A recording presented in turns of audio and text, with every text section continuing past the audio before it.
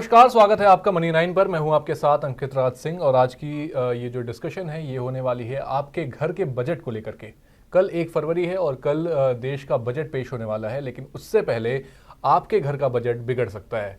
हम ये बात क्यों कर रहे हैं? क्योंकि एक खबर आई है। खबर में क्या है कि एफएमसीजी जो कंपनीज हैं, जैसे कि जो आप किराने का जो आप सामान लेते हैं, सर्फ, तेल, साबुन जैसी जो चीज़ें आप खरीदते हैं, उनकी कीमतें अब बढ़ सकती हैं। अब ये कीमतें क्यों बढ़ रही हैं, इससे आपकी जेब पर क्या असर पड़ेगा, इसकी जो मेन वजह है वो क्या कुछ है, एफएमसीजी कंपनियों ने इस पर क्या अपनी प्रक्रिया दी है, ये सब कुछ हम जानेंगे इस वीडियो में। मेरे साथ मेरे सहयोगी सत्यम सिंह जुड़ चुके हैं। सत्यम, बहुत बहुत स्वागत है आपका। जी थैंक यू सो मच। सत्यम, सबसे पहले बात करते हैं कि आखिर ये पूरा मामला क्या है जो एफएमसीजी कंपनीज की तरफ से जो खबर आ रही है कि प्राइस हाइक हो सकते हैं, क्या कुछ है और क्या अपडेट्स हैं आपके पास? जी अंकित, हमने पहले भी देखा था कि कंपनियों ने प्राइस हाइक किया था लगभग 4 से 20% के आसपास। अब क्या है कि कई सारी एफएमसीजी कंपनियों ने ये बोला है कि उनका कॉस्ट प्रेशर बढ़ रहा है। जो कमोडिटीज़ हैं जैसे कि चाय की पत्तियाँ या कॉफ़ी बीन्स, कोको बीन्स, इन सब की कीमतें बहुत ही ज़्यादा बढ़ गई हैं, जिसका प्रेशर इनके प्रोडक्ट्स पर आ रहा है, क्योंकि उन्हीं से ही इनके प्रोडक्ट्स बनते हैं। इसको कोप अप करने के लिए कंपनीज 2 से 4% तक, ये बात कंपनियों ने बोली है कि कमोडिटीज की प्राइस बढ़ रही है, जिसकी वजह से कंपनियां 2 से 4% तक अपने डिफरेंट सेगमेंट में बढ़ाने का ऐलान कर सकती हैं। अगर कौन कौन सी कंपनियां इस लिस्ट में शामिल है वो भी बता दूं। Hindustan Unilever, Emami, Marico, Godrej consumer, Adani Wilmar, इन सब कंपनियों ने अपनी प्राइस बढ़ाने का ऐलान किया है। और इसके पीछे का रीजन अंकित वही है कि कमोडिटीज की बढ़ती कीमतें, जैसे कि चाय, सूखा नारियल, ये सारी चीजें, पाम ऑयल, फैटी एसिड जो साबुन बनाने में इस्तेमाल होता है, साबुन बनाने के लिए हम फैटी एसिड्स का यूज करते हैं, तो उनकी कीमतें काफी बढ़ी हैं, जिसकी वजह से ये प्राइस हाइक देखने को मिल रही है। और FY25 की पहली छमाही में भी 4 से 20% की प्राइस हाइक इन कंपनियों ने की थी। और डाबर ने ये घोषणा भी कर रही है कि वो बहुत ही जल्द अपने ओरल केयर और फ्रूट जूस कैटेगरी में प्राइस हाइक करने वाले हैं। तो कुल मिला के जो इस पूरे स्पेस की कंपनीज हैं वो सभी प्राइस हाइक कर रही हैं। टाटा कंज्यूमर ने भी ये बात कही है कि कॉफ़ी बीन्स की कीमतें बढ़ी हैं, जिसका प्रेशर उन्हें झेलना पड़ रहा है, जिसकी वजह से उन्हें भी प्राइस हाइक करनी पड़ेगी, अपने घर के सामान महंगे करने पड़ेंगे। तो बिल्कुल सही, जैसा आपने बोला कि एफएमसीजी कंपनियां हमारे घर का बजट बिगाड़ने की पूरी तैयारी कर चुकी हैं। बिल्कुल। अब ये तैयारी क्यों हो रही है? क्योंकि एक्चुअली जो एफएमसीजी कंपनीज हैं उनका भी बजट कहीं ना कहीं बिगड़ चुका है। जैसा कि सत्यम ने बताया कि जो रॉ मटेरियल्स जो इस्तेमाल होते हैं इन एफएमसीजी प्रोडक्ट्स को बनाने के लिए, उनकी जो प्राइजेस हैं उनमें कहीं ना कहीं पर हमें हाइक देखने को मिल रही है, उनके दाम बढ़ गए हैं, जिसकी वजह से उसका जो प्रेशर है, मार्जिन प्रेशर जो है, कॉस्ट जो ओवरऑल जो कॉस्ट होती है एफएमसीजी कंपनीज के लिए, उस पर भी उसका प्रेशर पड़ता दिख रहा है। बिल्कुल। तो सत्यम, क्या ये एक बड़ी वजह यहाँ पर दिखती है, आपको नजर आ रही है? और क्या कुछ इसके बारे में डेटा आपके पास है कॉस्ट प्रेशर? देखिए, कॉस्ट प्रेशर तो निश्चित तौर पर बढ़ा है। अगर हम क्रूड ऑयल को छोड़ दें, crude oil is the only commodity जिसमें हमें थोड़ी सी गिरावट देखने को मिली है, लगभग -7% की ग्रोथ उसमें दर्ज की गई है, यानी कि 7% सस्ता हुआ क्रूड ऑयल। उसके अलावा जितनी और कमोडिटीज हैं, स्पेशली अगर हम एग्री कमोडिटीज की बात करें, तो वहाँ हमें अच्छी खासी प्राइस हाइक ग्लोबल मार्केट्स में देखने को मिल रही है। कॉफी की कीमतों की बात करते हैं। सबसे पहले कॉफी की कीमतें लगभग 92% बढ़ चुकी हैं पिछले साल से। वहीं अगर कोको बीन्स की देखें, जो कि इस्तेमाल होता है काफ़ी ज़्यादा कॉफ़ी और चॉकलेट बनाने में, कोको पाउडर बनाने में, इन सब चीज़ों में इस्तेमाल होता है, उसकी कीमत 140% बढ़ गई है। पाम ऑयल में भी 15% महंगा हुआ है। और चाय की कीमतें भी लगभग 22% से ज़्यादा बढ़ती हुई दिखाई दी हैं। चाय टी यानी कि टी लीव्स, जो हम इंडिया जिसका सबसे one of the leading producer भी है चाय का, लेकिन इसके बाद भी ये प्रेशर, सीधी सी बात है, जब आपकी कमोडिटीज़ महंगी हो जाएंगी तो उससे जो फाइनल गुड्स बढ़ेगा उसका असर आपके प्राइसिंग पर पड़ेगा। और कंपनियां इन महंगी कीमतों की वजह से कॉस्ट प्रेशर से जूझ रही है। हालांकि ये इकलौती वजह नहीं है, क्योंकि हम सभी जानते हैं एफएमसीजी बिजनेस वॉल्यूम बिजनेस होता है, इसमें मार्जिन्स बहुत कम होते हैं। लाइक अगर आप पार्ले जी बिस्किट 5 रुपए का खरीदते हो तो उसमें कंपनीज को कुछ पैसे ही बचते हैं, क्योंकि उन्हें ट्रांसपोर्टेशन का चार्ज देना होता है, प्रोडक्शन का चार्ज देना होता है। तो इसमें वॉल्यूम गेम होता है, जितनी बड़ी क्वांटिटी में लगातार हम देख रहे हैं कि हमारे देश में जो कंजम्पशन है वो वहां पर हमें स्लो डाउन देखने को मिल रहा है। तो खासकर कि एफएमसीजी कंपनीज पर इसका कहीं ना कहीं दबाव पड़ता नजर आएगा। इसको लेकर के अगर आपके पास सत्यम कोई डेटा हो कि आखिर कितना यहाँ पर जो प्रेशर है वो देखने को, कंजम्पशन का प्रेशर तो बजट का भी एक बड़ा मुद्दा है।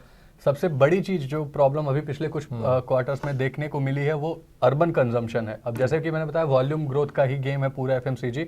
जितनी ज्यादा क्वांटिटी में प्रोडक्ट बचेंगे, क्योंकि आपको फायदा बहुत कम होता है, जो हम अगर किराने की भी दुकान पे सामान खरीदने जाते हैं तो वो भी 1-2 रुपए 5 रुपए के मार्जिन पर ही काम करते हैं। बिल्कुल। तो अगर उनका वॉल्यूम ग्रोथ नहीं होगा तो उन्हें मार्जिन्स नहीं होंगे, अब प्रॉफिट नहीं होंगे, और प्रॉफिट नहीं होंगे, नतीजे खराब आएंगे, शेयर भी पिट रहे हैं। इसका पूरा इम्पैक्ट हमें देखने को मिल रहा है कि स्लो डिमांड जो है, कंजम्पशन कम है। और अगर हम शहरी क्षेत्र में बात करें तो वहां पे काफी ज्यादा सुस्ती देखने को मिल रही है कंजम्पशन में, खपत में। शहरी क्षेत्र का खपत काफी ज्यादा कम है। एफएमसीजी कंपनियां वॉल्यूम ग्रोथ पर असर काफी क्लियरली देखने को मिल रहा है। दिसंबर तिमाही में अगर हम देखें तो 3% की वॉल्यूम ग्रोथ केवल दर्ज की गई, विच इज नेग्लिजिबल। अगर आप कंपेयर करोगे तो 3% की growth is good for nothing. उसके अलावा शहरी इलाकों में अगर हम देखें तो वहां पे सिर्फ 2% की वॉल्यूम ग्रोथ एफएमसीजी कंपनी ने दर्ज की है। वहीं रूरल इलाकों में कंजम्पशन ठीक ठाक बनी हुई है, लेकिन वॉल्यूम ग्रोथ वहां भी महज 5% के ही आसपास है। तो रूरल इलाकों ने की खपत तो ठीक है, लेकिन शहरी इलाकों में कंजम्पशन बहुत बड़ी प्रॉब्लम है। और हम एक्सपेक्ट भी कर रहे हैं कि बजट में शहरी इलाकों का में कंजम्पशन बढ़ाने के लिए इनकम टैक्स में छूट, जैसे कि लोगों के पास डिस्पोजेबल इनकम होनी जरूरी है कि आप खर्च कर सको। ऐसी इनकम जो आप अपनी नेसेसिटी पर तो खर्च करोगे, वो आपको करनी ही पड़ेगी, जैसे हॉस्पिटल, रेंट, स्कूल की फीस, इलेक्ट्रिसिटी बिल, ये तो आपको करना ही करना है। लेकिन जब आपके पास इसको खर्च करने के बाद पैसा बचता है, वो आप खर्च करते हो एफएमसीजीज में। आप चॉकलेट्स खरीद सकते हो, आप ऐसी चीजें खरीद सकते हो जो डिस्पोजेबल इनकम की कैटेगरी में आती है, और उससे इनका बिजनेस चलता है। ये नेसेसिटी नहीं है। पार्ले जी बिस्किट अगर आप नहीं खाओगे तो विटामिन डी की कमी नहीं हो जाएगी, लेकिन आप ये पार्ले जी बिस्किट तभी खाओगे जब आपको वो खरीदने के लिए पैसा रहेगा। बिल्कुल। तो जी अंकित, बिल्कुल सही बात है कि वॉल्यूम ग्रोथ बिल्कुल स्लो है, और इसका मेन रीजन है कंजम्पशन का स्लो होना।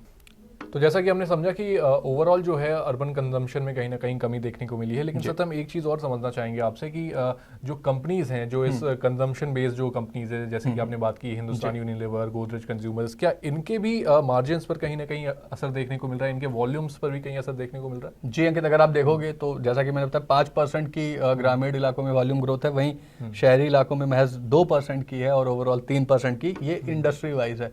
अगर हम इसकी डिफरेंट कंपनीज के फाइनेंशियल्स को भी देखें तो वहां भी एक बड़ी चिंता बन रही है, क्योंकि एफएमसीजी डिफेंसिव सेक्टर है। आप उसमें पैसे डालते हो भूलने के लिए। अगर हम इनके नतीजों को देखें तो वहां पे भी हमें प्रेशर दिखता, एकदम क्लियरली दिखता नजर आ रहा है। जैसे कि टाटा कंज्यूमर के नतीजों की अगर हम बात करें तो इनके एबिटा मार्जिन इनका महज 12.7% रहा। इसमें 230 बेसिस पॉइंट की गिरावट हमें देखने को मिली। वहीं टाटा कंज्यूमर का जो फूड सेगमेंट है उसकी वॉल्यूम ग्रोथ केवल 1% रेट, तो जो कि बहुत ही बड़ा क्वेश्चन है, बहुत ही बड़ा कंसर्न है कंपनी के लिए। इसी तरह अगर हम एचयूएल की वॉल्यूम ग्रोथ देखें तो वहाँ भी 1% की वॉल्यूम ग्रोथ कंपनी ने दर्ज की है।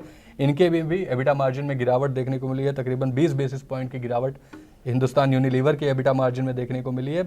मार्जिन इनका 23% का ही रहा है। कोलगेट के भी नतीजे आए। कोलगेट का मार्जिन 31.1% का रहा है एबिटा, लेकिन इनके भी मार्जिन में 250 बेसिस पॉइंट की गिरावट देखने को मिली है। और डाबर की वॉल्यूम ग्रोथ केवल 1.2% रही। अब आप इतनी बड़ी कंपनी, इतनी पुरानी लेगेसी, और अगर आप 1.2% के वॉल्यूम ग्रोथ पे, लाइक पिछले साल आपने 100 डब्बे बेचे, इस बार आप 101 डब्बे बेच रहे हो, तो ये निश्चित तौर पर कुछ खास नहीं है। और मार्जिन कम होते हुए डाबर के भी दिखे हैं, जो कि लगभग 70 बेसिस पॉइंट डाबर के मार्जिन पे असर पड़ता हुआ दिखाई दिया। ये तो फिलहाल जो वो नतीजे जो अभी तक आ चुके हैं, अभी भी कई कंपनियों के नतीजे आने वाले हैं, उन पर भी हमारी नजर रहेगी। लेकिन हाँ, ये पूरे यूनिवर्स पर, एफएमसीजी यूनिवर्स पर पहला तो कंजम्पशन स्लो है उसका, और दूसरा जो ये प्रोडक्ट्स हैं, जो कमोडिटीज हैं, उनकी बढ़ती कीमतें, ये दोनों का ही प्रेशर एकदम क्लियरली देखने को मिल रहा है। चलिए, थैंक यू सो मच सत्यम, ये सारी ये पूरा जो मुद्दा था इसको बहुत अच्छे से क्लियर करने के लिए। और मुझे लगता है कि आपने जो हमारे व्यूअर्स हैं, जो उनकी नाराज़गी होती है ना इस खबर को सुनने के बाद कि अरे ये एफएमसीजी वालों ने क्या कर दिया, इन्होंने अपने दाम बढ़ा दिए, तो एक्चुअल में आपको भी समझना ज़रूरी है कि जैसा कि सत्यम ने बताया कि इसके पीछे बहुत सारी रीजंस हैं। ओवरऑल उनके बिजनेस पर अगर वो अपने दाम नहीं बढ़ाएंगे तो उनके मार्जिन सुधरते हुए नहीं दिखेंगे और रिजल्ट्स खराब आते रहेंगे। तो मेन रीजन तो यही है कि उन्हें अपनी बुक्स अच्छी करनी है, उन्हें प्रॉफिटेबिलिटी बढ़ानी है, और उसका एक सिंपल तरीका है। लेकिन अंकित, ये प्रॉब्लम भी है कि अगर आप, जैसे कि कंजम्पशन स्लो अभी भी है, अगर आप प्राइस बढ़ा देते हो तो इससे कंजम्पशन नहीं बढ़ेगी। बिल्कुल सेम हो सकता है कि आपका वॉल्यूम ग्रोथ और नेगेटिव ही हो जाए। तो ये भी एक क्वेश्चन है। अब ये देखना होगा कि ये डिसीजन कंपनीज का किस हद तक सही रह पाता है या नहीं। जी, और यहाँ पर सरकार को भी सोचने की ज़रूरत है कि किस तरीके से जो डिस्पोजेबल इनकम की जो सत्यम ने बात करी, किस तरीके से उसको बढ़ाया जा सकता है, क्योंकि आपको अपनी नेसेसिटी के बाद जो पैसा आपके पास बचेगा वही आप इन चीज़ों ऐसे प्रोडक्ट्स पर आप खर्च करेंगे।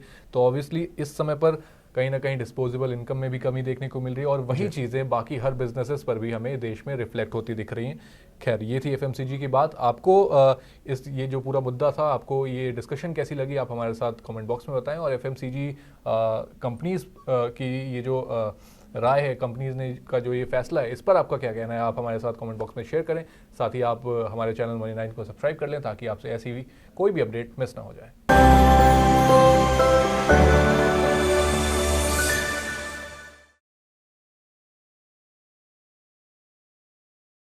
शुरू हो गया बजट काउंटडाउन। एक तरफ ग्रोथ, दूसरी तरफ महंगाई, सरकार के सामने चुनौतियां हजार। इनकम टैक्स पर उम्मीदें कर दो पूरी सरकार, बाजार की भी दिक्कतें सुलझा दो सरकार। सरकार के ऐलान और शेयरों में हलचल, शेयरों में हो रहा हर दिन नुकसान। आपकी उम्मीदें और सरकार का एक्शन। अपना घर हो जाए, कुछ ऐसा कर दो जुगाड़।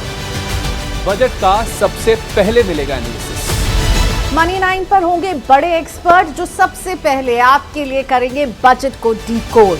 1 फरवरी सुबह 8 बजे से बजट को समझिए आसान भाषा में, सिर्फ मनी 9 पर। LIC of India presents Union Budget 2025, co-presented by Sensodyne, co-powered by SBI, the banker to every Indian, and LIC Housing Finance Limited. Associate sponsor ACC and Ambuja Cement.